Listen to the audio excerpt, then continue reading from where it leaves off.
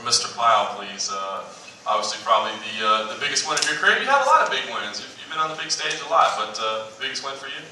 Yeah, I have to say so. Yeah, when they called and they gave me the opportunity to take this fight and be on this card, I was very thankful, and I rose to the occasion. I knew I could beat the kid, and severe underdog coming out here. I loved it. I loved the crowd. I loved that they didn't like me as much, but I think I maybe captured a few fans afterwards. You've been pretty open in the past about that maybe your mental approach to the game wasn't right, that you weren't psychologically ready, but you were super confident going into this fight, and your last fight too. What's the difference there?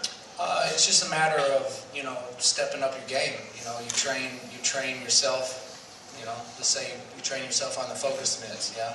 Well, you got to train yourself mentally, and there's mental preparations for being in something that's this big. This is the biggest. This is the best sport that's going right now, and it doesn't get any better.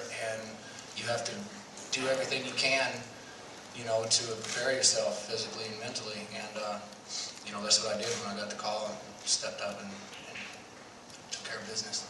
I think I lost count how many times I heard this week that Mike Pyle is the toughest guy at Extreme Couture, but yet for some reason it doesn't always translate in the cage. I'm curious if you've heard those remarks, and if you think that now people will stop saying that about you. Again, it's back to the mental preparation. It just took me a little bit longer than it does some people to get over, the UFC jitters. Like I said, this is the big show.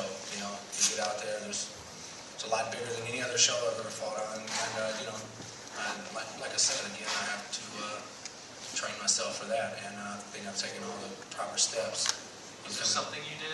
We hear about guys going to psychiatrists, sports psychiatrists. Was there something that you did, or you just think you're more comfortable now? I took, like I say, I took the right steps, and going and seeing the right people and things like that. It has helped me tremendously, and it's something that I will never neglect again. Finally, what about Hathaway's game made you so confident going into this fight? I just knew I could beat the kid. I've been fighting since 1998. I think he was probably doing homework in high school at the time, maybe even middle school. I'm seasoned. I train with the best I feel that's out there, and I just knew that I would be able to outwork the kid for sure, 100% in my heart. I knew that I could beat him.